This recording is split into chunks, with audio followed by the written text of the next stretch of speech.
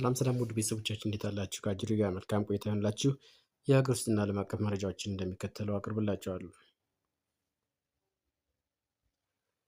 የታጠቁ ኃይሎች 4 ኪሎ ባዶ ሆኖ ኑና ቤተ መንግስት ግቡ ቢባሉ ወደ አዲስ አበባ አይመጡም።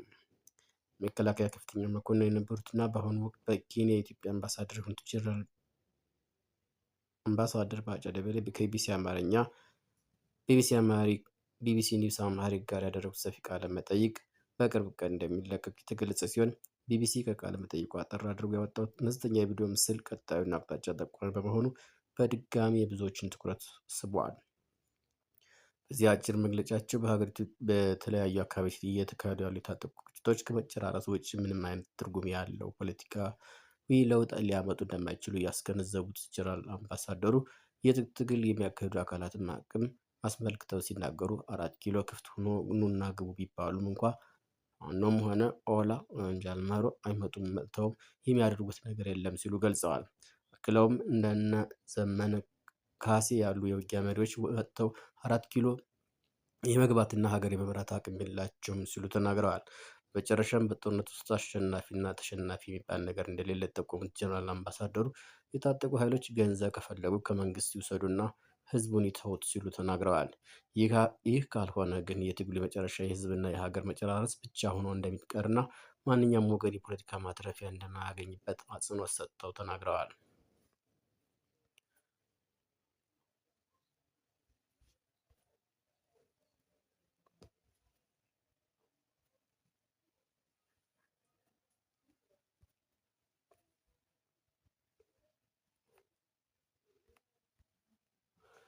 በወንዝ ውስጥ 15 አስከሬን ተገኝቷል። በወንዙ የተወሰዱ በጣም ብዙ ናቸው ተብሏል። አልጀዚራ በሱዳን ሴቲት ወንዝ ውስጥ 15 የህወሓት ወታደሮች አስከሬን መገኘቱን ዘግቧል።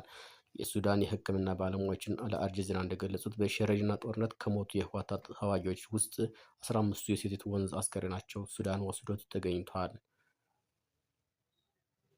በርካታ ከጦርነቱ የተረፉ እስረኞችንም እያከሙ መሆኑን የሱዳን ሐኪሞች ገልጸዋል። የተከዜ ወንዝ ሱዳን ሲገባ መጠሪያ ስሙ ሴቲት ወንዝ ነው።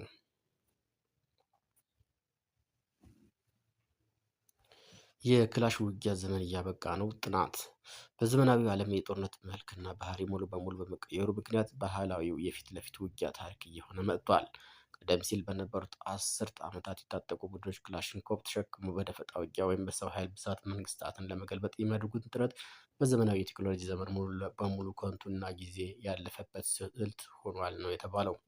ዓለም አቀፉ የስትራቴጂክ ጥናት ተቋም አይኤስኤስ በወታደራዊ ሚዛንና በወደፊቱ የጦርነት ሁኔታ ላይ ባወጣቸው ዘገባዎች እንዲሁም የብሩኪንግስ ተቋም ብሮኪንግስ ኢንስቲትዩሽን በሰው ሰራሽ አስተውሎትና ድሮኖች በዘመናዊ ግጭቶች ላይ በሚያሳድሩት ተጽዕኖ ዙሪያ ያቀረቧቸው ትንታኔዎች እንደተመለከተው በዛሬው ዕለት ጦርነት የሚመራው በዲጂታል ቴክኖሎጂ ነው ተብለዋል።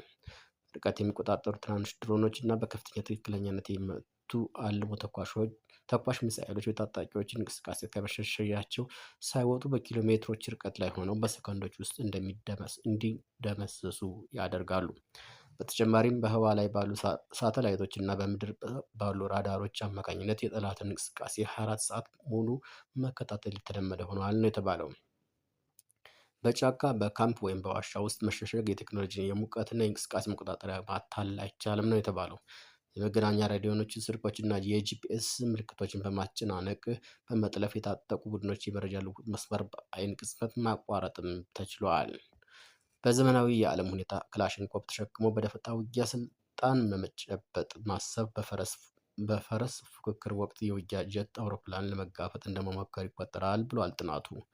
ቴክኖሎጂን የታጠቀ ዘመናዊ ሰራዊትን በቀፎና በነጠላ መሳሪያ ለመግጠም መሞከር የሰውን ሕይወት በከንቱ ከመሰዋት ባለፈ አዎንታዊ የፖለቲካም ሆነ የውጊያ ውጤት ሊያመጣ አይችልም ሲል ጥናቱ በሰፊው ተንትኖታል።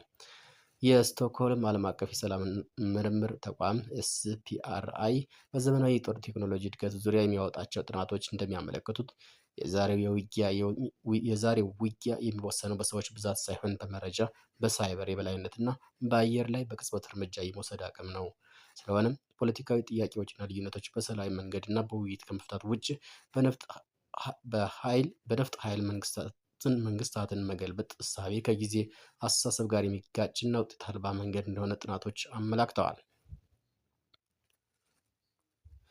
የሰሜን ኮሪያ ሚሳኤል በዩክሬን ላይ ጥቃት ሰነዘረ።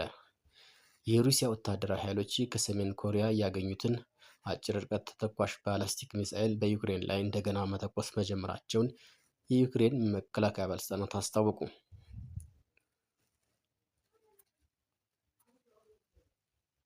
የሰሜን ኮሪያ ሚሳኤል ጦር ክፍል የባላስቲክ ሚሳኤሎችን ለመተኮስ በሩሲያ መሰማራቱን የዩክሬን ያስታወቀች ሲሆን ከዚህ ቀደም የተተኮሱት ሚሳኤሎች የአየር መቃወሚያውን በማለፍ ከቁጥጥር ውጭ እንደነበሩ ገልጻለች። አሁን ላይ አዳዲስ ሚሳኤሎች ወደ ጦር ግንባር መቀላቀላቸውን የምዕራባውያን የአየር መከላከያ ስርዓት ይፈትነዋል ተብሏል። አሁን ላይ የተሰማራው ይህ የጦር ክፍል የሰሜን ኮሪያ ሚሳኤሎችን ወደ ዩክሬን የሚተኩስ ይሆናል። በተጨማሪም የሰሜን ኮሪያ ሚሳኤሎች ለሙከራ ከመተኮስ አልፈው እውነተኛ ጦርነት ላይ ጥቅም ላይ የሚውሉ ይሆናል።